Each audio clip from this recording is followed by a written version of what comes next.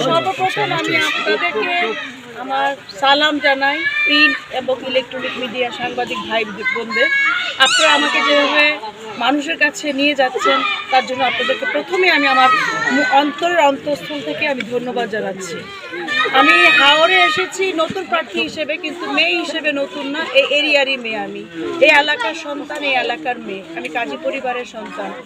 সুতরাং আমার ইচ্ছা হচ্ছে যে আমি কিছু একটা করি আমার এলাকার জন্য, ইটনা মিটামন অষ্টগ্রামের জন্য। যদি আমি যেই সারাটা এখান থেকে পেয়েছি, বিশেষ করে নারী, যুবা, বয়োজ্যেষ্ঠরা যেভাবে আমাকে গ্রহণ করে নিয়েছেন, আমি আশাবাদী যে আমি বেরিয়ে আসতে পারবো। আর আমি বেরিয়ে আসার চেয়েও সবচেয়ে বড় জিনিস আমি যেটা চাচ্ছি, আমি যাতে আমার গ্রামের এবং এলাকার মানুষের পাশে সর্বদা এবং সর্বক্ষণ থাকতে পারি। হাওড়ের মানুষের জন্য আসলে আপনার পরিকল্পনা কি? প্রথম পরিকল্পনা তো অনেকগুলো থাকে, সব যে বাস্তবায়ন করা যায় সেটা সম্ভব হয় না সব সময়। যদি একটা পর্যায়ে গিয়ে আমরা যেতে পারি, আমি যদি সংসদে যেতে পারি, ডেফিনেটলি আমি সর্বোচ্চ চেষ্টা করব আমার এলাকার মানুষের পাশে থাকার। প্রথমে আমি স্বাস্থ্য খাতকে গুরুত্ব দিতে চাচ্ছি।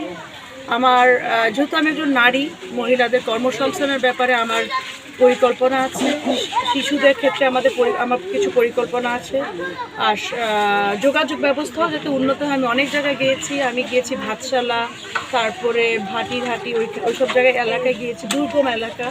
আমি ভাতশালাতে গিয়ে জেনেছি যে এলাকায় জানাজা দেওয়ার মতো জায়গা নাই, পানিতে ডুবে যায়। আমার একটি ইচ্ছা, আমি যদি কিছু হতেও না পারি, আমি ওনাদের পাশে থেকে নিজ উদ্যোগে আমি ওইখানে একটি ঈদগার মতো করে আমি ওনাদের পাশে কবরস্থানটা ঠিক করে দিব। আমার এটা সর্ব ইচ্ছা। আমি কিছু নিজ উদ্যোগে কাজ করার চেষ্টা করছি। যদি আমাকে জনগণ সাহায্য করে, অবশ্যই কামিয়াব হবে। মানুষ তো পরিবর্তন চায়। আমার তো শুধু রাজনীতি ক্ষমতার জন্য নয়, আমার রাজনীতি পরিবর্তনের অঙ্গীকার, হাওড়বাসীর উন্নয়নের অঙ্গীকারের জন্য আমি মাঠে নেমেছি। তা আমার কাছে মনে হয় যে আমি আশাবাদী, আমি কিছু করার জন্য এসেছি। আমার যেহেতু কোনো বাধ্যবাধকতা নেই, কোনো দলের কাছে দায়বদ্ধতা নেই, আমি কারো কাছে আমি দায়বদ্ধ না, জনগণ ছাড়া। জনগণই একমাত্র যার কাছে আমি জবাবদিহি করব। যারা নেমেছেন ওনাদের সালাম জানাই সবাইকে। সবাই যদি প্রতিযোগিতা না থাকে, আমরা তো কে ফার্স্ট, কে সেকেন্ড, কে থার্ড আমরা বুঝতে পারবো না। পয়েন্ট 1। পয়েন্ট 2 হচ্ছে আমাদের যেটা ইচ্ছা, সেটা হচ্ছে যে কাজের মাধ্যমে আমরা প্রমাণ করবো কে হেভি ওয়েট, কে হেভি ওয়েট না।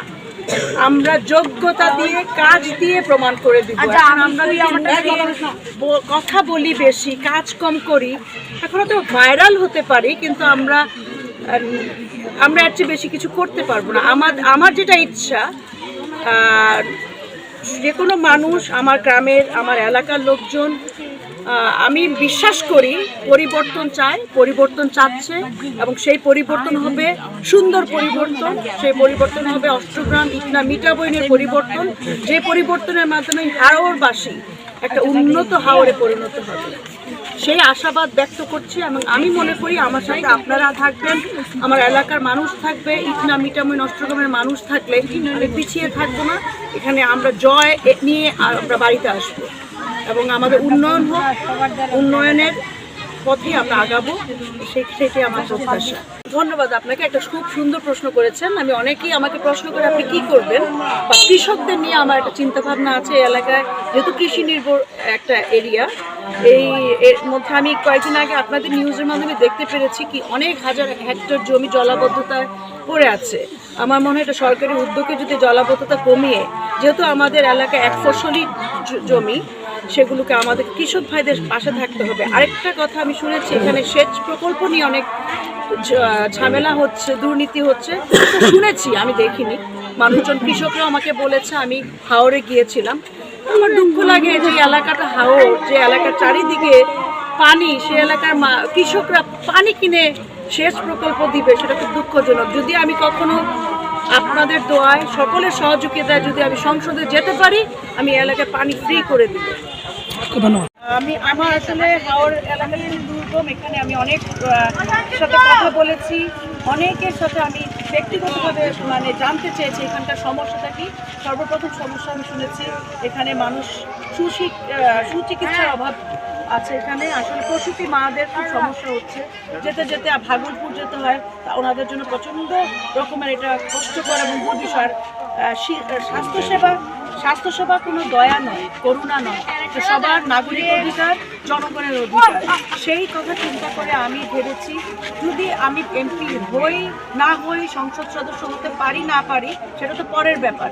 আমি জনগণের সাথে যেহেতু কাজ করতে এসেছি, আমার একটা আপনাদের কাছে মাধ্যমে সবাইকে জানাতে চাই, আমার একটা জায়গা আছে, সেই জায়গাটা আমি দিয়ে আমি এখানে হসপিটাল একটা করতে চাই, যদি আপনাদের সহযোগিতা থাকে।